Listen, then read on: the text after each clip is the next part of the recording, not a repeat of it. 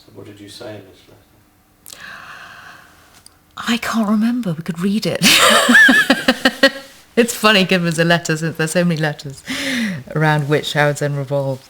But I think it was an abject apology, but also, like, you know, I think I did ask him not to, you know, I think I questioned his complete impatience with me.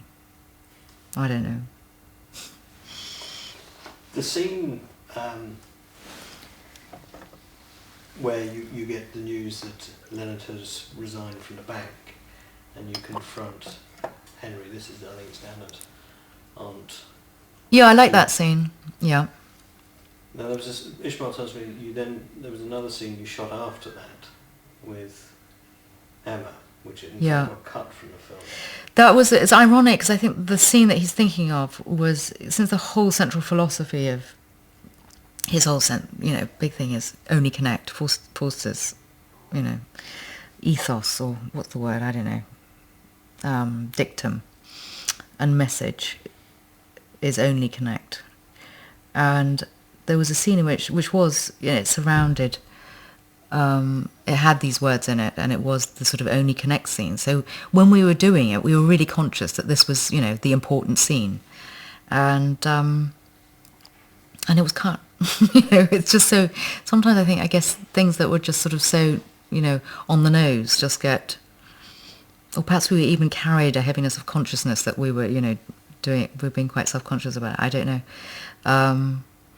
But it involved quite a lot of, you know, emotion on Emma's side, and me running across a field. Oh no, me running and running, yeah. I think it was Helen's response to hearing about her engagement. So it couldn't have been after that scene. It was, I can't remember when they were where it came in the film. But anyway, it was cut. But was this meant to be the turning point for your character? Possibly, but it is a point, like, just as in film, you know, you don't necessarily have to have words. I think a lot of the time you don't necessarily have to see something. It's like 2 + 2 = 5. You don't need to have the, you know, if that makes sense. You don't need to see every beat. But the scene that we came back to film, like in reshoots, which they found they needed, was the scene where Helen meets Leonard Bast at the bank and discovers that he's lost his job. And that's something that we put in after, which wasn't even scripted originally. That was a pickup? That was a pickup, some months after, yeah. Yeah, because the first we hear of it is that letter.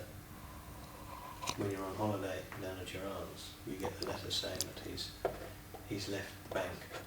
Right. And you confront Henry. Yeah, that's right. Yeah. Yeah.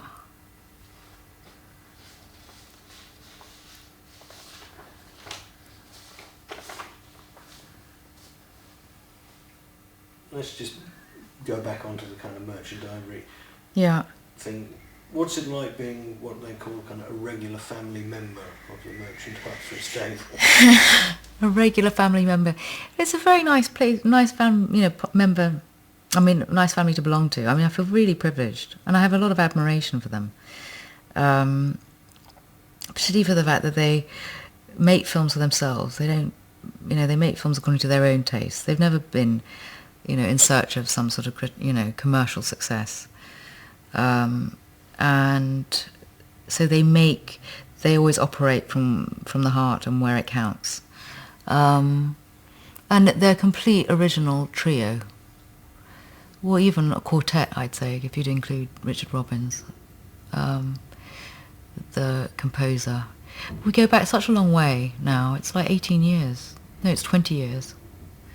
So I feel very privileged.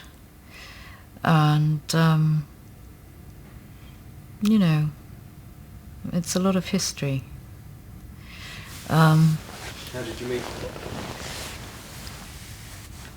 I met them originally for my interview with, my audition for Room with a View, which was in Orchard Court. And I did it terribly. And I came out just convinced in fact, I wasn't even that interested in getting the job, which is a real lesson in life. Usually that's what happens. You walk in the other direction and it comes to you. And because I'd just done one film and I was convinced I should go to university. So, and I didn't think Lucy Honeychurch was that good a part. I just thought, well, she was a sort of amorphous blob in the middle and everybody else had the fun parts. And so I went and I collapsed on the sofa with such a lack of enthusiasm that I think Jim was quite intrigued. And then I read with Julian Sands, another actor, and I just didn't really care. But at that point, and then they offered it to me within 24 hours.